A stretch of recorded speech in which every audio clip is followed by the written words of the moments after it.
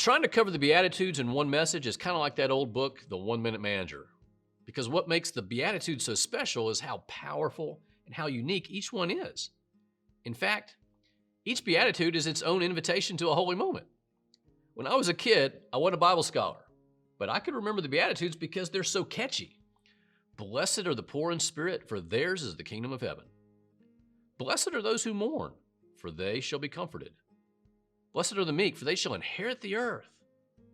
Blessed are those who hunger and thirst for righteousness, for they shall be satisfied. Blessed are the merciful, for they shall obtain mercy. Blessed are the pure in heart, for they shall see God. Blessed are the peacemakers, for they shall be called sons of God. And blessed are those who are persecuted for righteousness' sake, for theirs is the kingdom of heaven. Some people find the Beatitudes offensive. I don't like them. It makes us sound like a bunch of wimps. Blessed are the meek. I'm offended by that. That's okay. Lots of folks find the gospel offensive.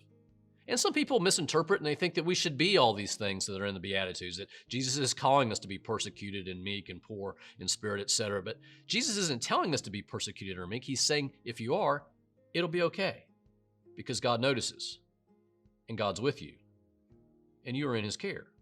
Jesus is assuring them of vindication on the last day, giving hope. You might suffer and work and act on behalf of God in this lifetime, but in the end, God will vindicate you.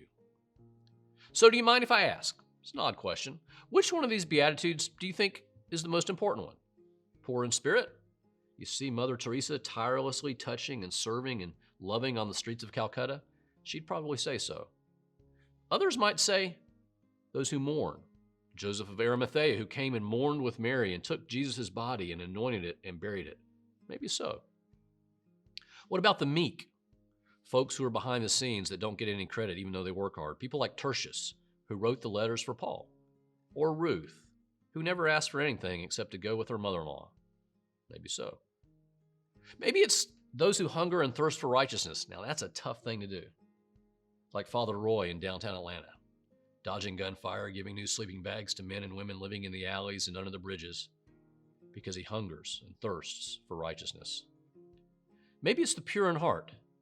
These folks know that what really makes a difference is the heart. That's where the decision to serve God is made. Jesus said, clean up the inside of the cup and the outside will be clean. The pure in heart, like Noah, the only good man left, or Daniel, who ate next to nothing because he didn't want to give in to the king, putting their lives on the line to be pure in heart for God.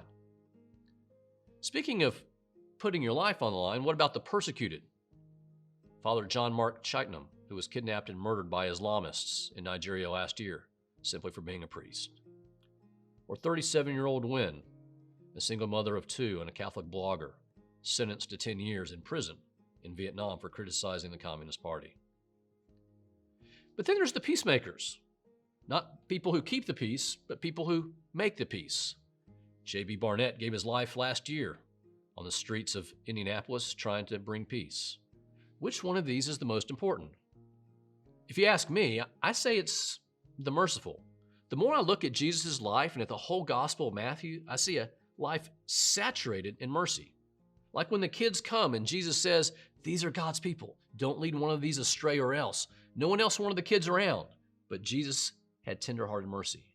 Or he tells the story, the parable of the workers in the vineyard, and the people are outraged when everybody gets paid the same thing, and God says, you're going to begrudge me, my generosity? You're going to tell me how to dispense my mercy? Or maybe in chapter 21 of the Gospel of Matthew, when the lame and the blind come to him in the temple, and he heals them. Or when the prostitutes and the tax collectors get into the kingdom of God before the unrepentant, because Jesus has mercy for all. Or in the grand story at the end of the Gospel of Matthew in chapter 25, when the sheep and the goats are separated in the great judgment based on who shows mercy to those who are naked and those who are poor.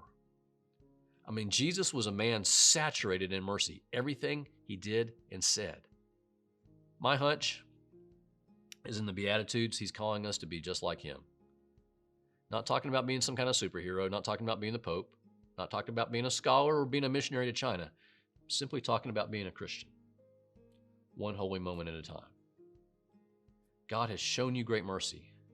By all means, please share it, because Lord knows the world could use a little mercy right now.